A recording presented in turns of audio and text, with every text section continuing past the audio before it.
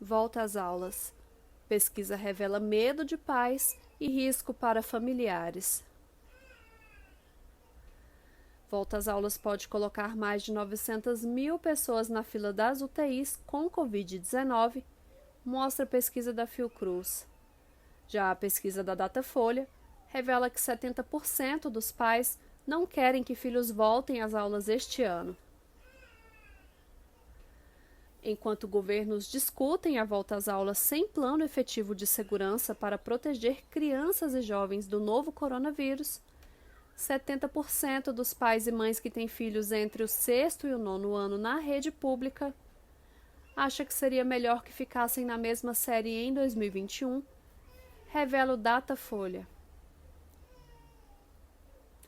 Estudo da Fundação Oswaldo Cruz revela outro grave problema. Cerca de 9,3 milhões de pessoas também ficariam sujeitas à contaminação pelo novo coronavírus porque fazem parte de grupos de risco, idosos e adultos com comorbidades, que convivem com as crianças, jovens e profissionais da educação. De acordo com o estudo, ainda que escolas, colégios e universidades adotem medidas de segurança e que elas sejam cumpridas à risca, o risco de contágio é iminente. Além da possibilidade de aglomerações nos locais, o estudo aponta que o transporte público e a falta de controle sobre o comportamento dos jovens representam situações potenciais de contaminação. E se forem contaminados, podem levar para casa o vírus e infectar os parentes, em especial os de grupo de risco, mais vulneráveis à doença. Diego Xavier, epidemiologista do Instituto de Comunicação e Informação em Saúde, ligado à Fiocruz, estima que se apenas 10% dos 9,3 milhões de adultos e idosos com fatores de risco que vivem com crianças em idade escolar precisarem de cuidados intensivos, serão mais de 900 mil pessoas na fila das unidades de terapia intensiva. Temos um conjunto de pessoas que compõem a comunidade escolar, desde os transportes, os funcionários das escolas, os alunos, os pais e cuidadores desses alunos. Todos fazem parte da comunidade escolar e todos estão sob risco, ele explica. O epidemiologista ressalta que a volta às aulas é um passo de reabertura econômica que, teoricamente, coloca fim ao isolamento social recomendado por autoridades de saúde e o resultado é o aumento de casos.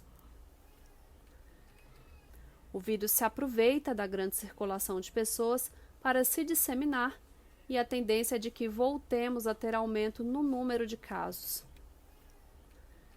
Para autoridades internacionais, a volta às aulas presenciais só deveria ocorrer depois que todos fizessem testes para checar se alunos e trabalhadores da educação contraíram Covid-19 e depois também que fosse feito um rastreamento de contatos para isolar e tratar quem estiver infectado.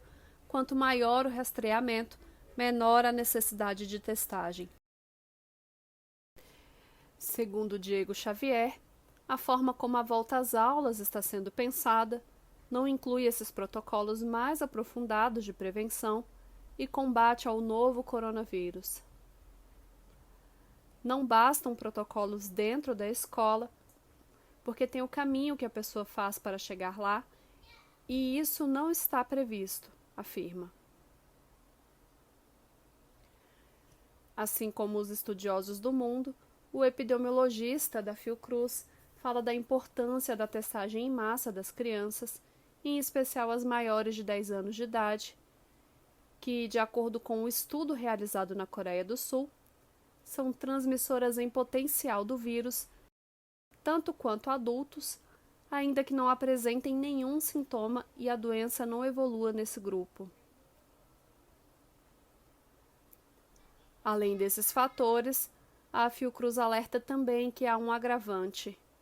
É a desmobilização de recursos e desmonte de unidades de saúde, como hospitais de campanha, que são cruciais para o enfrentamento à pandemia, principalmente se aumentarem os casos de contaminação.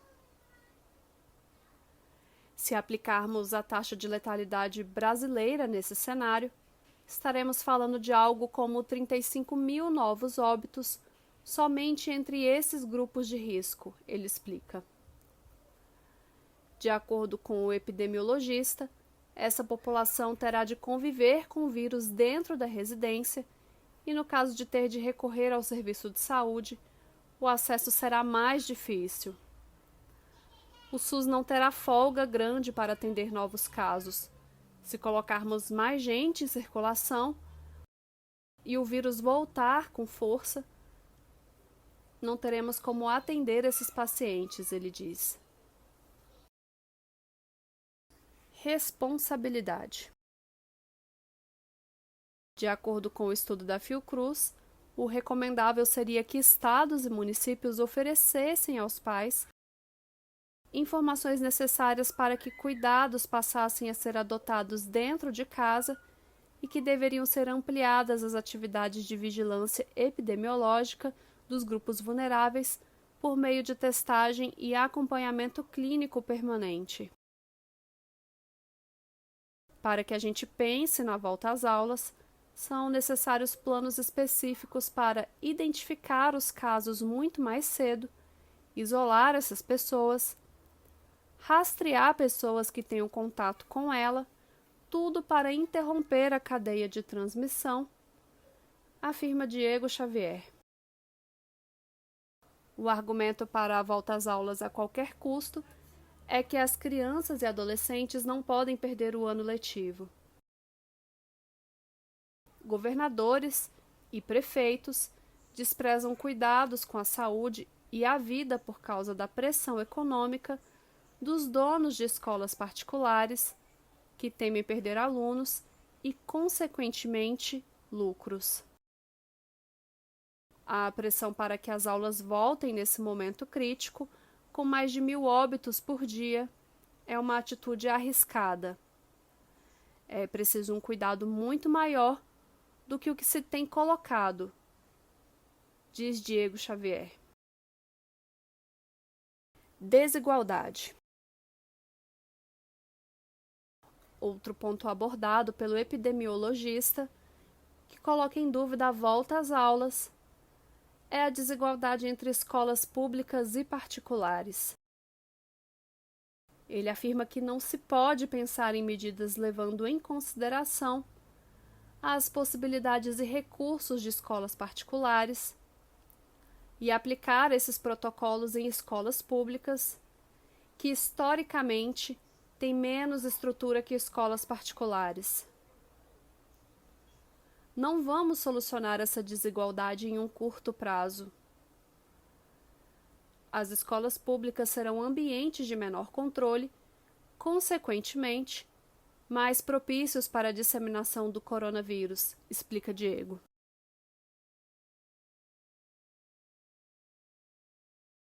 Resistência. Sindicatos em todo o país, organizados pela Confederação Nacional dos Trabalhadores na Educação, já anunciaram que, se necessário, farão greve para que as aulas não retornem. O presidente da CNTE, Heleno Araújo, afirmou ao portal CUT que o importante é salvar vidas que não podem ser recuperadas depois. Ao todo, a CNTE tem em sua base mais de 1 milhão de trabalhadores no setor. De acordo com pesquisa feita pelo Poder 360, 11 unidades da federação já têm propostas para retomar as atividades nas escolas. Acre, Alagoas, Distrito Federal, Maranhão, Mato Grosso do Sul, Pará, Piauí, Rio de Janeiro, Rio Grande do Norte, Rio Grande do Sul, e São Paulo. No Rio de Janeiro, a Justiça suspendeu o decreto do prefeito Marcelo Crivella, do Republicanos, que autorizava o retorno às aulas para o quarto, quinto, oitavo e nono ano na rede privada da capital. A decisão do desembargador Peterson Barros Simão, do Tribunal de Justiça do Rio de Janeiro, proíbe também a abertura de atividades educacionais presenciais em creches e escolas privadas. A multa, em caso de descumprimento, é de R$10 mil por dia. Em São Paulo, o estado com maior número de casos de Covid-19, o retorno é incerto.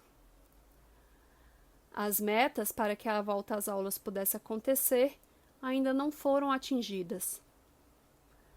Os critérios do Comitê Estadual de Contingência do Coronavírus estabelecem que todas as regiões administrativas do estado tivessem um mínimo de 28 dias seguidos na fase 3, amarela, de flexibilização da quarentena. Atualmente, 3 regiões ainda estão na fase 1, vermelha, o que frustra os planos do retorno no dia 8 de setembro, conforme planeja o governador João Dória, do PSDB. Na capital paulista, um inquérito sorológico feito pela Secretaria Municipal de Saúde mostrou aumento de contágios em idosos na capital. A investigação aponta que 13,9% de todos os casos mapeados no estudo foram registrados em pessoas mais velhas.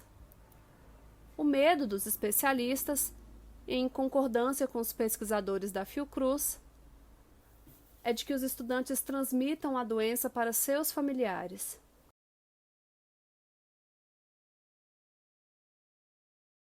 Ainda na capital paulista, o Sindicato de Servidores Públicos Municipais e entidades que representam trabalhadores da educação protestaram nesta quinta-feira, 5 de agosto, contra o projeto de lei 542 de 2020, que estabelece protocolos para a volta às aulas a partir de 8 de setembro. No Ceará, o governador Camilo Santana, do PT, afirmou que deve reabrir as escolas em setembro, apesar do parecer contrário do Conselho Estadual de Educação. A orientação do Conselho Estadual de Educação é de que as atividades letivas continuem por meio remoto até 31 de dezembro de 2020. Na Paraíba, professores e professoras participaram de uma assembleia virtual realizada pelo Sindicato dos Trabalhadores na Educação do Estado, o SINTPB, e decidiram não retornar às aulas e que, se o governo estadual sugerir o retorno, a categoria fará greve por tempo indeterminado. Reprodução, CUT.